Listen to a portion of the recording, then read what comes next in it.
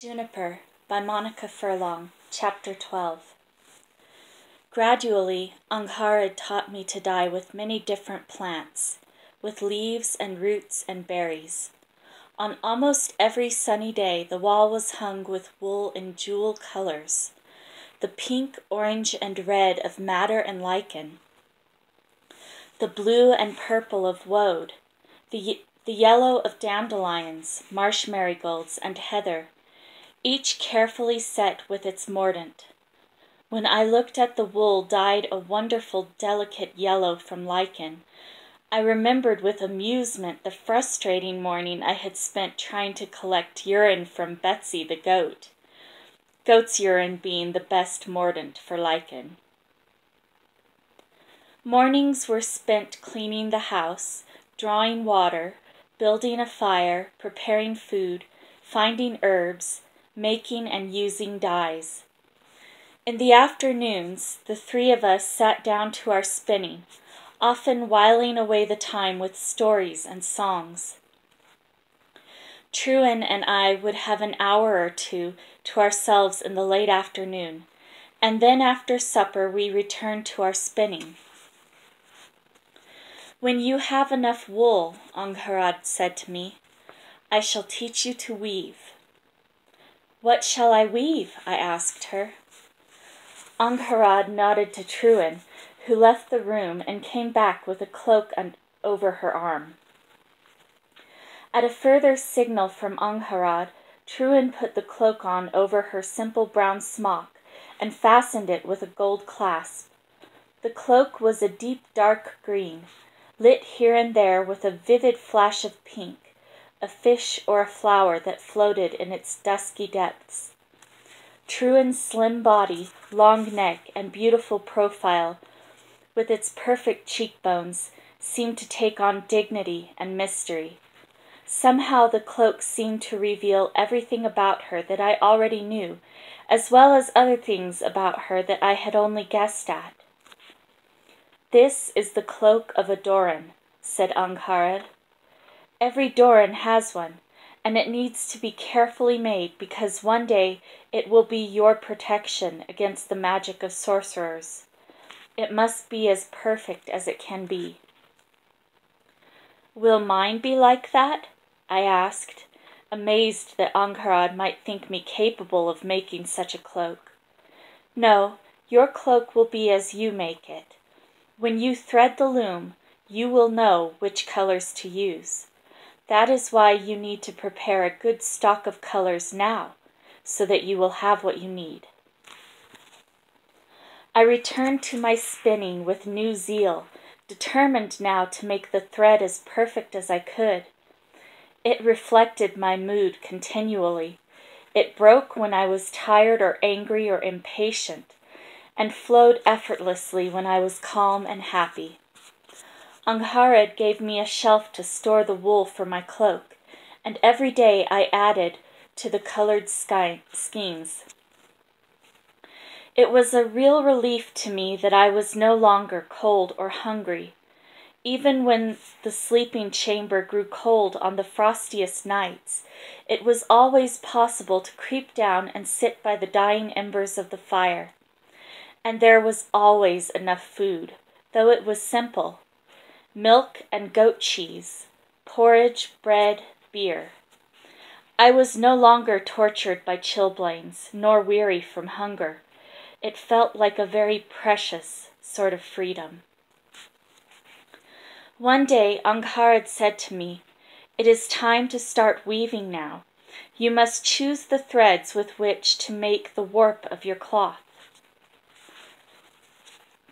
I looked helplessly at the shelf with its many-colored skeins and balls of wool. "I don't know how to choose," I said lamely. "Look inside yourself," Angharad said. "You do know, really." I looked inside myself, but no knowledge came, only a sort of panic. "I don't know," I said again. "You choose." Angharad did not reply, but began moving around the house, preparing supper. Truan was out on some errand of her own. Moon stared down at me from the beam above my head, at a time when he was usually out hunting for food. I sat feeling bewildered at what was expected of me, and when supper came, I was grateful for the diversion.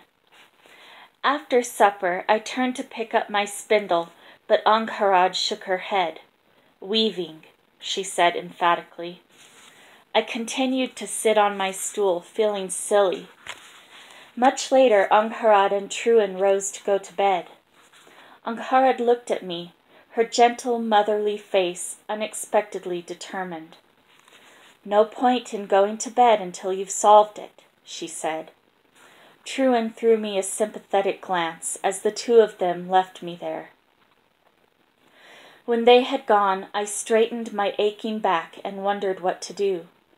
I could, of course, sleep in Angharad's chair and she would be none the wiser, but this would bring me no closer to solving my problem.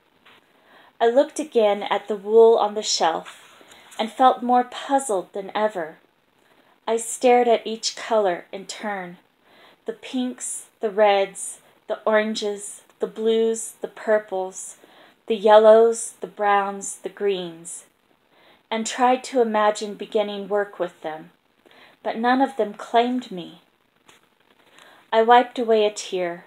I could see that I would still be sitting here at breakfast time, and that even Angharad, who was always kind, would sternly force me to wait until inspiration struck.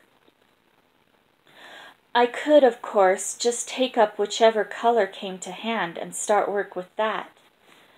Angharad would not know, or would she, that I had cheated. Exasperated, as my hand hovered over the shelf, I thought that I might choose one of the colors blindfolded. Yet immediately my hand fell back to my side.